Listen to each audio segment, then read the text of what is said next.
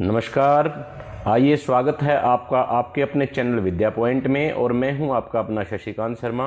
और बेटा, आज हम तृतीय पाठ, थर्ड चैप्टर, शब्द परिचय पढ़ने वाले हैं। शब्द परिचय।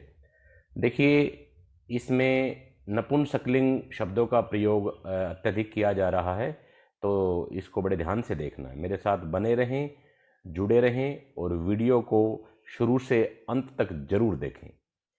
देखिए, एतत् किम, एतत् का मतलब होता है यह। नपुंसकलिंग शब्द है एतत्। किम का मतलब क्या। यदि कोई पुल्लिंग शब्द होता तो यहां पर एतत् की जगह एषः आता, और यदि कोई स्त्रीलिंग शब्द होता तो फिर एतत् के स्थान पर एषा आता। अब ये किम जो है नपुंसकलिंग है। अमूमन ऐसा होता है किसी भी शब्द के लास्ट में म हलंत हो या त हलंत हो तो वो प्राय नपुंसकलिंग में काउंट होते हैं। तो एतत् किम, यह क्या है। अब आगे इसका जवाब है एतत् खनित्रम अस्ति। एतत् का मतलब यह है। खनित्रम, खनित्रम का मतलब होता है कुदाल, ठीक है ना, जिससे जमीन को खोदा जाता है उसको खनित्रम कहते हैं। तो एतत् खनित्रम अस्ति, यह कुदाल है। अब ये एतत् इसलिए आया क्योंकि खनित्रम जो शब्द था वो नपुंसकलिंग था, ठीक है। श्रमिका खनित्रम चालयति। श्रमिका, अब देखो, जिस भी शब्द के लास्ट में आ की मात्रा होती है वह शब्द प्राय स्त्रीलिंग में काउंट होता है। तो श्रमिका होता है मजदूरनी, यदि श्रमिक होता तो मजदूर होता। अब श्रमिका खनित्रम चालयति, श्रमिका मजदूरनी कुदाल चलाती है। चालयति, चालयतः, चालयन्ति। अब ये चालयति प्रथम पुरुष का एक वचन है क्योंकि श्रमिका भी प्रथम पुरुष का एक वचन है, ठीक है। तो मजदूरनी कुदाल चलाती है। इसके बाद देखो, तत् किम, तत् मतलब वह। एतत् आप पढ़ के आए हो, एतत् यह होता है और तत् होता है वह नपुंसकलिंग के लिए। तत् किम, वह क्या है। इसका जवाब है तत् विश्राम गृहम अस्ति। वह विश्राम घर है। विश्राम घर रेस्ट हाउस को कहते हैं वैसे, ठीक है ना। वह विश्राम घर है। अब ये गृहम शब्द नपुंसकलिंग है इसलिए तत् आया। किम अत्र भित्तिकम अस्ति। किम का मतलब क्या, अत्र का मतलब यहां। भित्तिकम, भित्तिकम का मतलब होता है दीवार। अस्ति का मतलब है, क्वेश्चन पूछ रहा है ये, प्रश्न पूछ रहा है, क्या यहां दीवार है। तो इसका जवाब है अत्र भित्तिकम न अस्ति। यहां दीवार नहीं है। भित्तिकम का मतलब मैंने बताया आपको, दीवार। यहां दीवार नहीं है। आगे देखो, एते के। अब देखो, आपने शुरू में पढ़ा था एतत्। एतत् नपुंसकलिंग का एक वचन होता है। एते नपुंसकलिंग का द्विवचन होता है।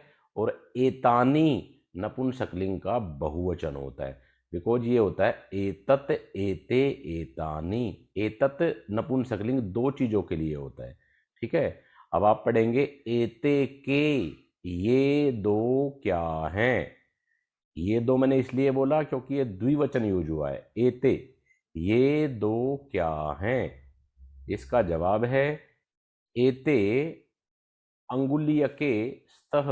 अंगुलीयकम, अंगुलीयके, अंगुलीयकानी, ऐसे इसके रूप चलते हैं। तो अंगुलीयके होता है दो अंगूठियां। ये दो अंगूठियां हैं, ठीक है। शूर्णकारः अंगुलीयके रचयति। शूर्णकार है, शूर्णकार है होता सुनार। सुनार अंगुलीयके दो अंगूठियां, रचयति बनाता है। सुनार दो अंगूठियां बनाता है। अब ये रचयति प्रथम पुरुष का एक वचन है। रचयति, रचयतः, रचयन्ति, ठीक है। क्योंकि स्वर्णकार सुनार भी प्रथम पुरुष का एक वचन है, ठीक है। सुनार दो अंगूठियां बनाता है। इसके बाद देखो, ते के। अब तत् आप पढ़ के आए हैं, एतत् एते एतानी होता है तो तत् ते तानी भी होता है।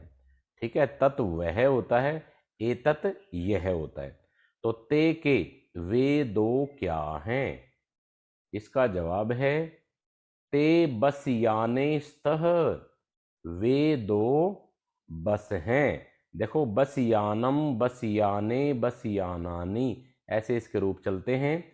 और बस याने दो बसें, तो वे दो बस। स्तः, स्तः मतलब हैं, वेरी इंपॉर्टेंट वर्ड स्तः, क्योंकि अस्ति स्तः संति होता है। एक कोई चीज है, एक वचन में है तो वो अस्ति आएगा, द्विवचन में है तो वो स्तः आएगा, और बहुवचन में है तो संति आएगा।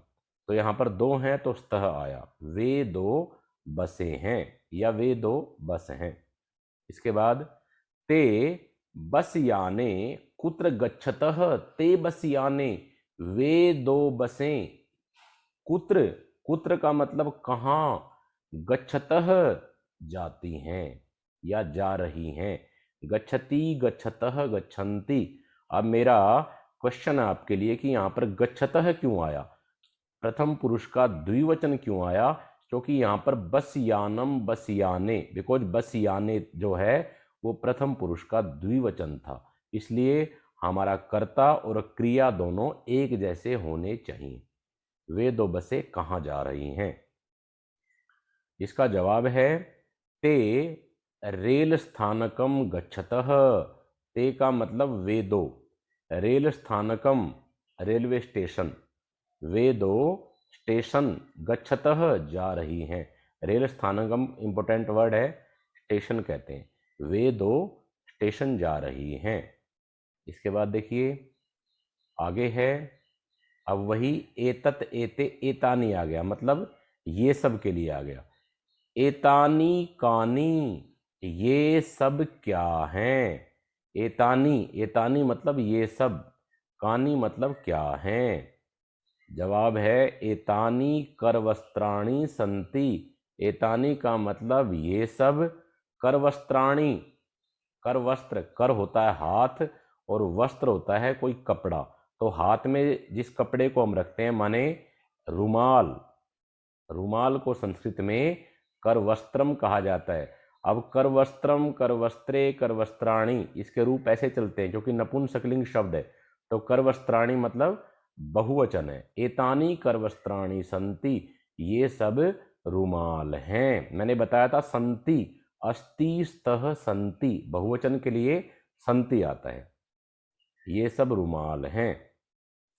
किम एतानी पुराणानी, क्या ये सब पुराने हैं? पुराणानी मतलब पुराने हैं। अब इसका जवाब है न एतानी तू नूतनानी, नहीं ये सब तो, तू का मतलब तो, नूतनानी, नूतनम नूतने नूतनानी मतलब नए, नहीं ये सब तो नए हैं, ये पुराने नहीं हैं, ये रुमाल तो नए हैं।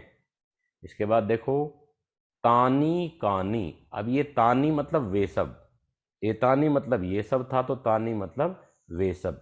वे सब क्या हैं? जवाब है तानी कदली फलानी संति, वे सब कदली फलम, कदली फले, कदली फलानी। कदली फलानी का मतलब केले, वे सब केले हैं। ठीक है, कदली फलानी इंपॉर्टेंट शब्द है। कदली फलानी का मतलब केले, वे सब केले हैं। इसके बाद देखो किम तानी मधुराणी, क्या वे सब मीठे हैं? मधुरम, मधुरे, मधुराणी। नपुंसकलिंग शब्दों के रूप प्राय एक जैसे ही चलते हैं। किम तानी मधुराणी, क्या वे सब मीठे हैं? तो जवाब है आम, हाँ। आम मतलब हाँ, और न मतलब नहीं, तो यहां पर है आम, यस, हाँ। तानी मधुराणी, वे सब मीठे हैं।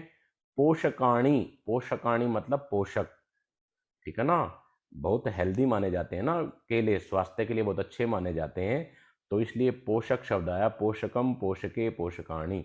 हाँ, वे सब मीठे हैं और पौष्टिक हैं या पोषक हैं। ये था आपका चैप्टर 3।